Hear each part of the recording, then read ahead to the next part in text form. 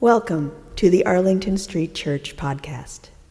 Founded in 1729, Arlington Street continues today as a gathering place for progressive people of faith in the greater Boston area and beyond. We are located at the corner of Arlington and Boylston Streets, across from the Public Garden in Boston, Massachusetts. Please visit ascboston.org for more information about this historic Unitarian Universalist congregation. Arlington Street Church, gathered in love and service for justice and peace. Before India won its independence from England, British racism against Indians was legendary. There are many stories of the abuse of Indians on the train, one most famously involving Mahatma Gandhi. And this one is no different, but with a twist. An Indian gentleman dressed in dhoti kutra, the traditional black coat and turban, was riding a high-speed train and suffering unrelenting taunts and jeers from those in his compartment. The gentleman seated quietly seemed unfazed. He appeared to be focused elsewhere. Suddenly, he leapt from his seat, shouting, "Stop the train!" and pulled hard on the emergency chain. A hue and cry ensued, and the British passengers yelled at him, and the train management burst onto the scene. "Are you mad?" one asked. "Stopping the train is a crime." "I know," said the Indian gentleman, "but had I not stopped it, we would have all lost our lives. The tracks are broken some distance from here. Go confirm this yourself." The other passengers began to shout and jeer. Grumbling, the train management, as well as some British riders, got down off the train, talking loudly among themselves about the madman, and walked down the tracks. They returned in silence. The tracks had been destroyed, the nuts and bolts removed. "How did you know the tracks were broken?" the management asked suspiciously. The Indian gentleman replied, "When others on the train were busy, my attention was on the movement of the train. Suddenly there was a change in its speed due to the vibration of the track. This only happens when the track is broken." Now everyone was quiet. "Who are you?" asked the management. "Introduce yourself." The Indian gentleman replied politely, "I am Moksha Gundam Vivasvaya." For those of you who, like me, do not know this name, let me introduce you to MV, as he was known, a civil engineer, statesman, and the 19th Prime Minister of Mysore.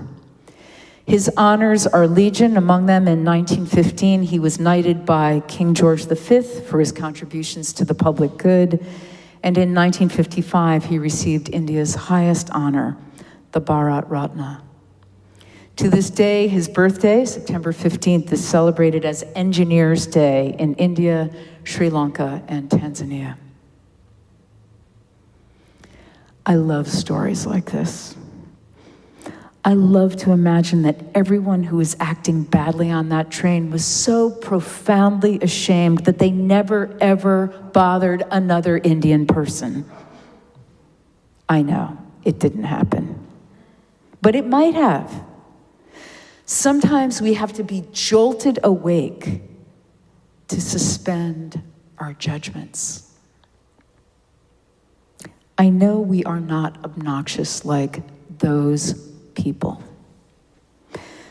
But I'm going to go out on a limb here and say that nonetheless, every day, day in and day out, we're judging. Just because we're not bullies doesn't mean we're free of a running commentary of judgy. It starts with better than, less than, and goes downhill from there. When Kem first explained liking and unfriending on Facebook to me, when I first learned about swiping left or right on dating apps, I felt a little sick. And then I watched my own mind as someone wearing a certain red trucker's hat crossed my path. It was not pretty. And what about judging the people we love? Can that possibly be good for them or for us? What about judging ourselves? Our youngest daughter, Jessie, is Peruvian. She is exquisitely beautiful and exactly the look that's popular in models today, as every talent scout has said to her, just one word, exotic. Despite my best efforts, I forbade her from modeling until I couldn't forbid her anymore. At the age of 18, she began to model. Jessie had been bullied relentlessly by other girls. Her sisters were so book smart, but school was hard for her. We worried a lot that the only thing she felt she had going for her was her looks, and that is a very fragile platform for self-esteem. I told her it's brutal, and if they tell you you need to lose weight, I swear I'll kidnap you. One day she said she had a funny story to tell us about her agent. Did you tell him what I said? No, Mommy, don't worry. He didn't tell me to lose weight. He was wondering about the bump in my nose. Jessie has a perfect nose with the littlest bump at the bridge. It's her link to her Incan heritage. What was he wondering? I don't know, she responded, because I broke in and said, oh, I love my bump. And that was the end of the conversation. Those of you with children will understand that the moments in which you actually feel like a good parent are often few and very far between. That was a good moment. The judgmental voices that come from outside us are loud, especially those early voices of those who should have cared for us and loved us without condition. But the judgmental voices that come from inside us are louder. And maybe judging is reflexive. What to do? Let's be clear that we are not bad people for judging. It's often a protective mechanism. We judge when we're feeling frightened or vulnerable. But it's a miserable habit, and we can break it. First, we need to catch ourselves in the act. There are lots of clues to the fact that we're judging. Watch for that strange compulsion to compare. Watch for negativity. Ask, why did that set me off? Cue self-reflection and redirection. Life coach Karen Ulick adds, judging others help us to feel as though we're secure. It's a way we try to control our lives and surroundings. Writing for BuzzFeed, Steph Hallett says the urge to judge is most often rooted in some deeply held insecurity of our own. We're trying to make ourselves feel better about our own choices by putting others down. Second, whether or not we understand where our judgments are coming from, we can choose to react to them with compassion. We've all had moments when we were less than our best selves. Can we give ourselves a break? Can we give others the benefit of the doubt? Best of all, can we get curious? Maybe we just don't have the whole story. As advice columnists Marguerite and Marshall Shearer famously advised parents who had found contraceptives in their 17-year-old daughter's bedroom, be curious, not judgmental. I've told you the story of a particularly harrowing drive trying to get to a deathbed when I was pulled over by a police officer for speeding just a wee bit. He ended up giving me an escort, and I made it. I've never forgotten his kindness, and it changed the way I viewed bad driving. It's not that I'm free of judgment. The spiritual practice is to offer a corrective to that judgment and imagine that everyone who's weaving in and out of traffic, cutting us off or braking suddenly is actually in distress and worthy of our compassion, worthy of at least one round of metta, the loving kindness prayer. Depending on how close the call, sometimes I have to say it once for them and once for myself. This is actually how my kids learned the metta phrases. May you be filled with loving kindness.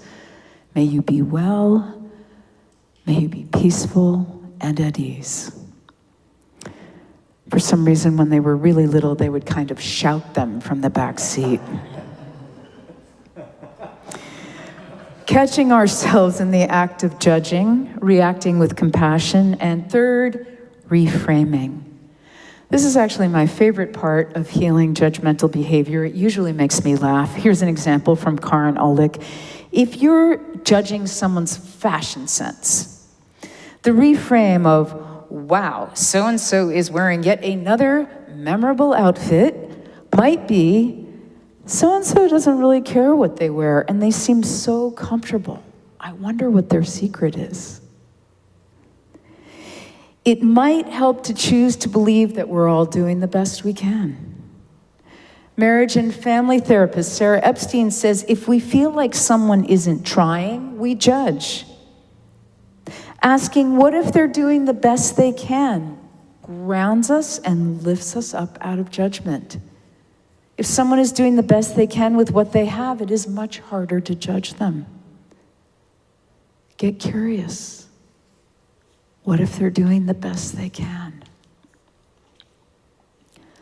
Blogger Leo Babauta writes, we judge without understanding. And that's the end of it when we don't try to find out more. Through communication, we begin to understand, and through understanding, we can begin to build a bridge. He continues, can we build a bridge with every single person? Probably not. But he says, I've found that taking that extra time, even just once a day, can make a huge difference. Avoid passing judgment and instead build a bridge. Leo Babauta actually created an acronym for this practice, DUAL, D-U-A-L. Don't judge, seek to understand, accept, and love. Don't judge, seek to understand, accept, and love. DUAL. He especially leans into understanding, encouraging us to talk to those whom we're judging. Find out their backstory, he says. Everyone has one. If not, try to imagine the circumstances that might have led to that person presenting the way they do. As for the directive to love, he says, your love could have an effect on two people.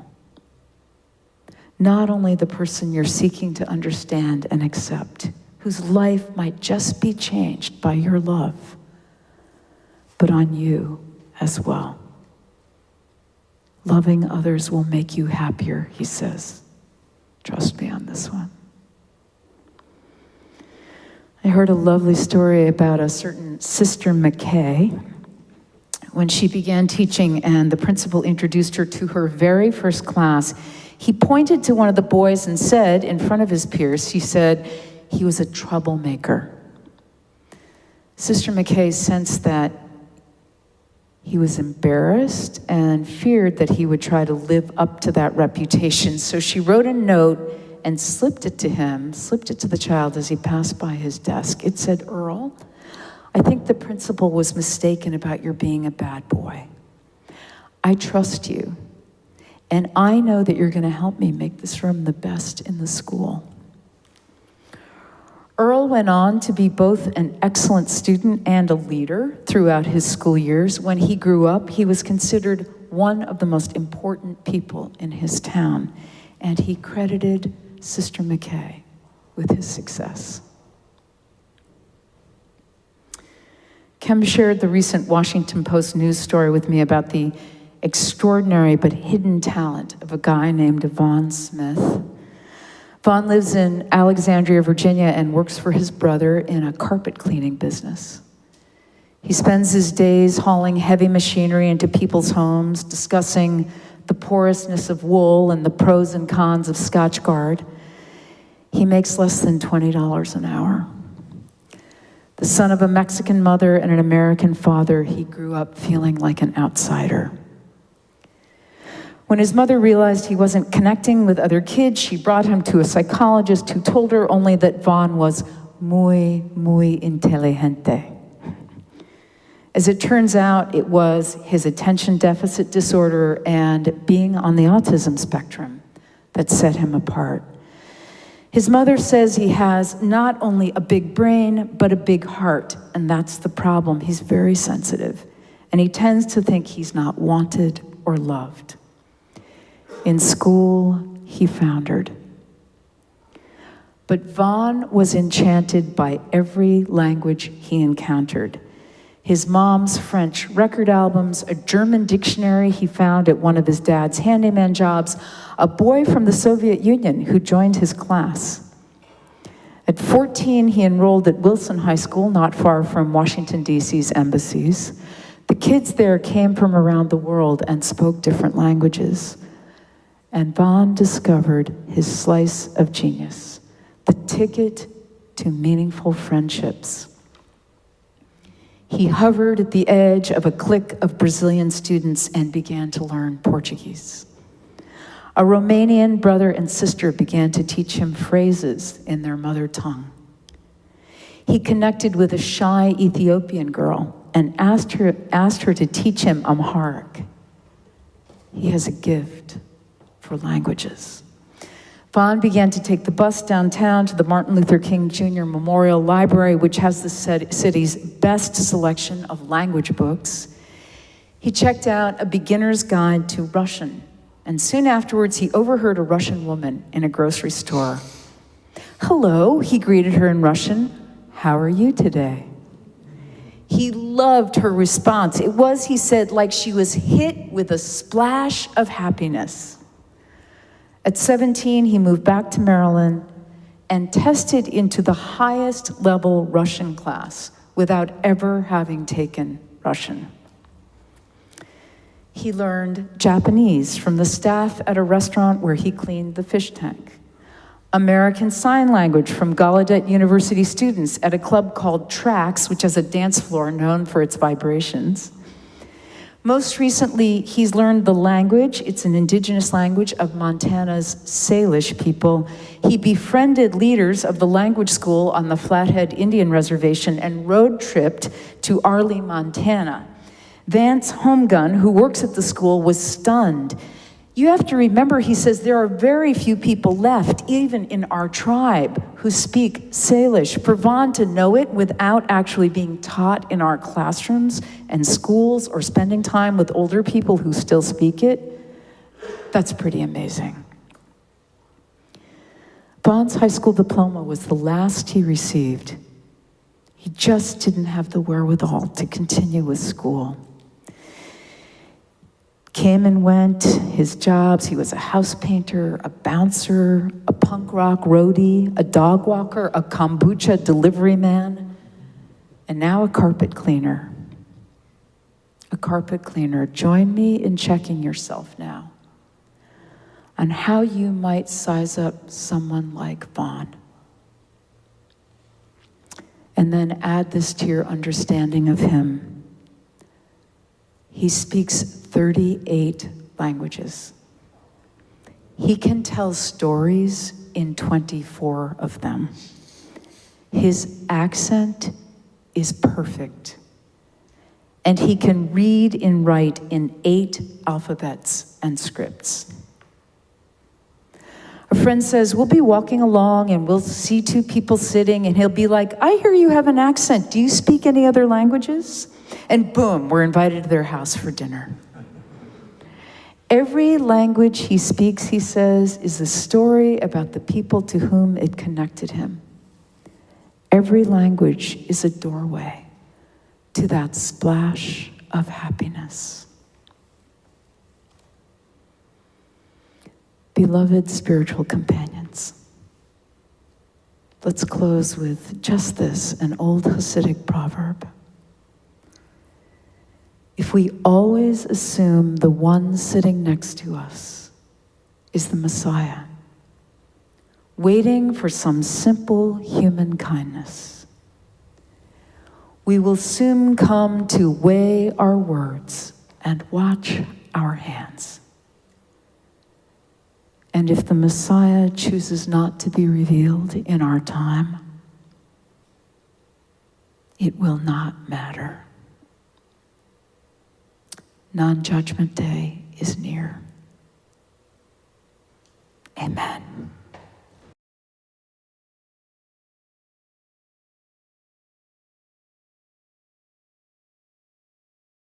And now for our benediction, I invite you to put your hands over your heart in Namaste. I bow to the divine in you. These words are from His Holiness the Dalai Lama. We are all here on this planet, as it were, as tourists. None of us can live forever. So while we're here, we should try to have a good heart and to make something positive and useful of our lives. Whether we live just a few years or a whole century, it would be truly regrettable and sad if we were to spend that time aggravating the problems that afflict other people, animals, and the environment. The most important thing is to be a good human. Let us keep this faith, beloveds, and pass it on. The service begins when the service ends. Bless your hearts. I love you. Amen.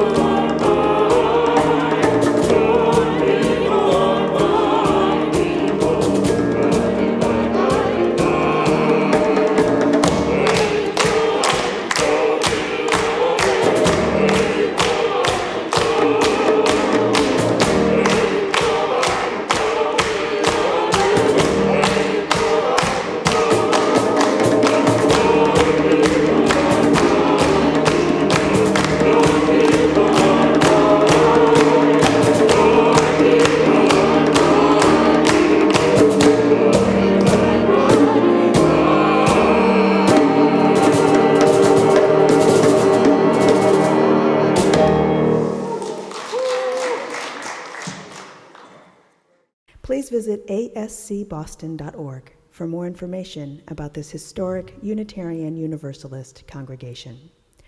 Arlington Street Church, gathered in love and service for justice and peace.